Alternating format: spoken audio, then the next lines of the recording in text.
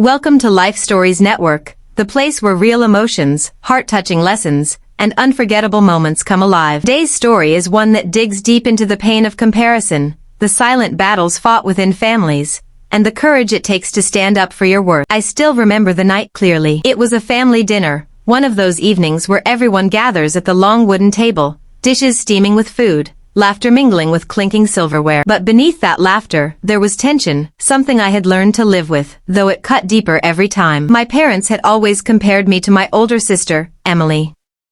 She was the golden child, the successful one, the graceful one, the one who made them proud. And me? I was the shadow standing beside her light, at least in their eyes. As plates were passed and stories were shared, Emily went on about her promotion. She had just been made partner at her firm. Everyone clapped. My parents smiled wider than I had ever seen, and I sat there quietly, sipping water, wondering if anyone would ever see me. I had achievements too, smaller, maybe, but meaningful. I had worked hard, but somehow, it never felt enough. Then it happened. My father put down his fork, looked at me with those sharp eyes that seemed to pierce straight through, and said the words that shattered me, "You're not half the woman your sister is." The table fell silent, my mother nodding in agreement, and Emily awkwardly shifting in her seat. My heart pounded so loudly I thought everyone could hear it. I felt the sting behind my eyes, but I refused to let tears fall, not in front of them. I pushed my chair back slowly, the scrape of wood against tile echoing like a scream in the quiet room. My hands trembled, but my voice came out steady.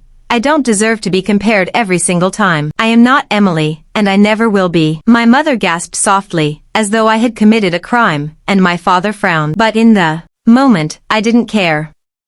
Years of swallowed pain, years of biting my tongue, years of silently taking their words, all of it came crashing out. Emily looked at me, her face full of guilt, and whispered, "I never wanted them to treat you this way." But it was too late. I stood up, the chair pushed back from the table like a symbol of the distance I was finally creating between us. My parents tried to speak, but my ears were ringing with anger, sadness, and exhaustion.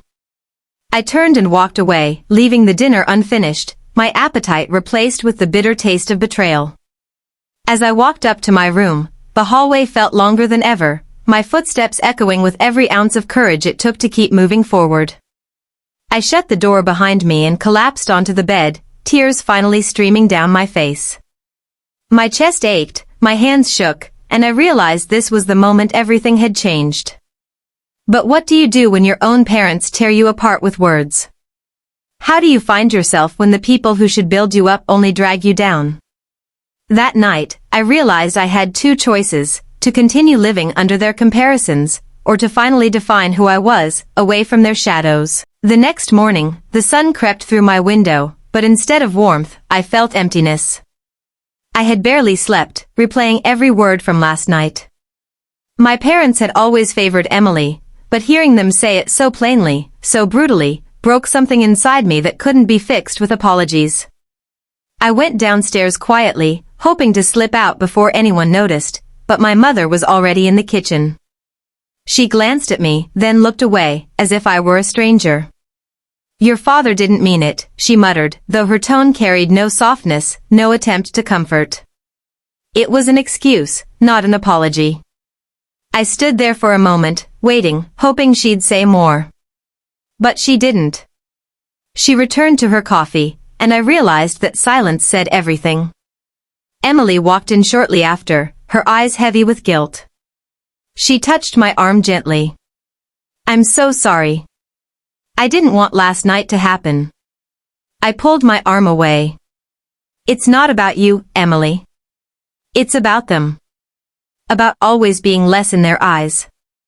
She bit her lip, tears threatening to fall, but she didn't argue. She knew I was right. I left the house that morning with a determination I hadn't felt before. I wandered through the park, the air cool against my skin, thinking about the life I had been living. I had worked so hard for approval that never came. Every achievement of mine was overshadowed by Emily's. Every success was minimized. And last night, it became painfully clear that I would never be enough for them, not because I wasn't worthy, but because they had chosen not to see me. I sat on a bench, watching children run freely, their laughter piercing through my thoughts. For a moment, I envied their innocence, their unshakable belief that parents are protectors, not critics. I thought about the little girl I once was, the girl who brought home drawings, who won spelling bees, who looked up at her parents with shining eyes, desperate for their approval. That little girl never got it. And now, as a grown woman, realized I couldn't keep waiting for something that wasn't coming. When I returned home later that day, my father tried to speak. His words were clipped, defensive. You overreacted. My voice shook, but I stood firm. No. I reacted exactly the way anyone would after being told they're not even half of someone else. His jaw tightened, his eyes narrowing, but I didn't back down. My mother shifted uncomfortably beside him, as if torn between loyalty and guilt. Emily stood in the corner, silent, watching the cracks in our family widen. I walked past them without another word, heading straight for my room. That night, I started packing a small bag. I didn't know where I was going yet, but I knew I couldn't keep living in a house where love came with conditions and comparisons.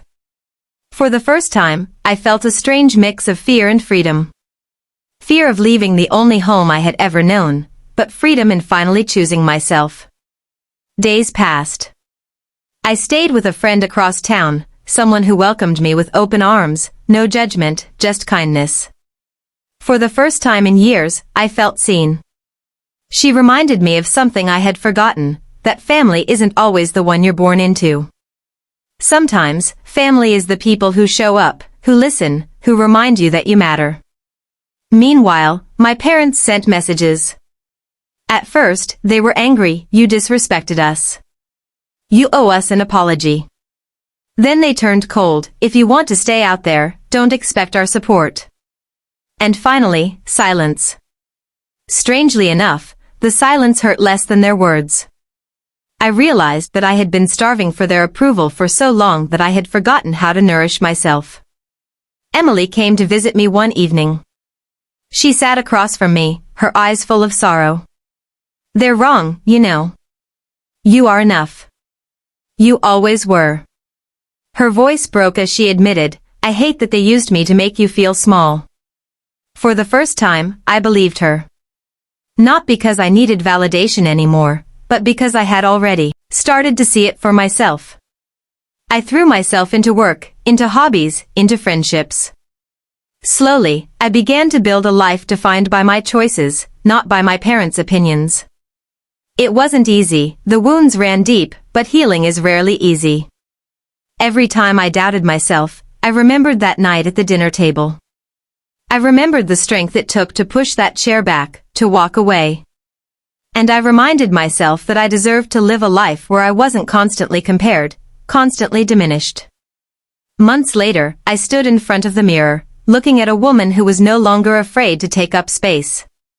A woman who had learned that worth isn't measured by someone else's standards. A woman who had found her own voice. My parents might never understand, might never change, but that no longer defined me. I defined me. And maybe one day, they'll realize what they lost when they chose comparison over compassion. But until then, I'll keep walking forward, proud, whole, and finally free.